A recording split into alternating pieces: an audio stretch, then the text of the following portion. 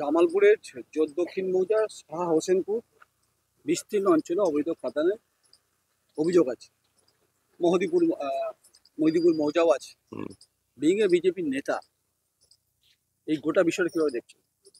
আর এই গোটা বিষয়টা প্রথম থেকে যখন খাদান শুরু হয়, গ্রিন ট্রাইব্যুনালের যে একটা রিপোর্ট ছিল, সেখানে বলা ছিল ভারী যানবাহন দিয়ে কোনো প্রকার বালি খাদান চালানো যাবে না।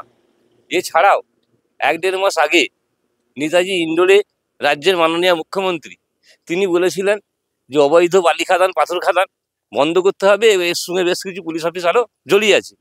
কিন্তু আমরা যেভাবে দেখছি এই রাস্তার উপর দিয়ে, যেটা ইরিগেশনের যে বাঁধ, সেই বাঁধের উপর দিয়ে যেভাবে 10 চাকা, 12 চাকা এবং 18 চাকা যে ভারী যানবাহনগুলো নিয়ে মানে বেপরোয়াভাবে ওই বালি খাদান থেকে বালি তুলে আসছে, এটা একটা জনবহুল এরিয়া।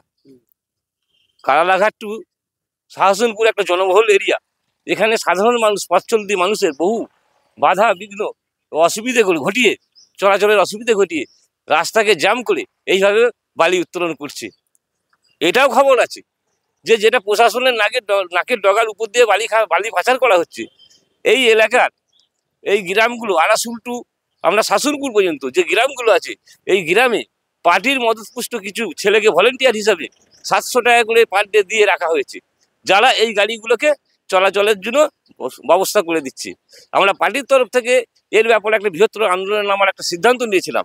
সেইখানে দেখা গেছে যে ভেতরে ভেতরে সাধারণ মানুষের উপর এমন একটা প্যানিক সৃষ্টি করেছে যে কেউ যদি এই যান চলাচল বন্ধ করতে যায়, তাকে নাকি প্রশাসন দিয়ে তুলে দেওয়া হবে এবং তার নামে কেস করা হবে, যার জন্য সাধারণ মানুষ পর্যন্ত ভয়ে এই আন্দোলনে আসতে সামিল হচ্ছে না। মুখ্যমন্ত্রী বলেছিলেন গ্রাম সড়ক জেলায় রাস্তা যেগুলো আছে সেখানে ভারী হেভি লোডের ট্রাক ডাম্পার যাবে না, অহরহ চলছে এবং প্রশাসনের নাকের ডগার উপর। তাহলে কি পুলিশ, জামালপুর থানার পুলিশ এবং এখানকার পিএলআরও, এখানকার বিধায়ক, তারা কি জানেন না?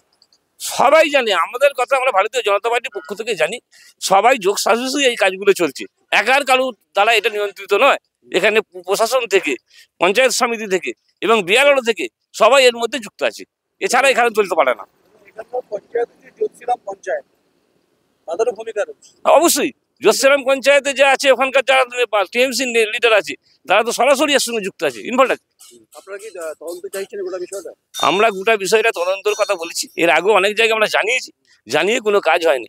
বালি খাদানের ব্যাপারে যদি কোনো প্রশাসন, এমনকি রায়না থানা, সেখানে পর্যন্ত যদি কোনো অভিযোগ দেওয়া হয়, কোনো থানা বা এই অভিযোগ নিতে চাইছে না এবং তারা এই ব্যাপারে কোনো আগ্রহ প্রকাশ করছে না। আমার নাম জিতেন রকাল, কাটুয়া সাংগঠনিক জেলার ভাইস প্রেসিডেন্ট।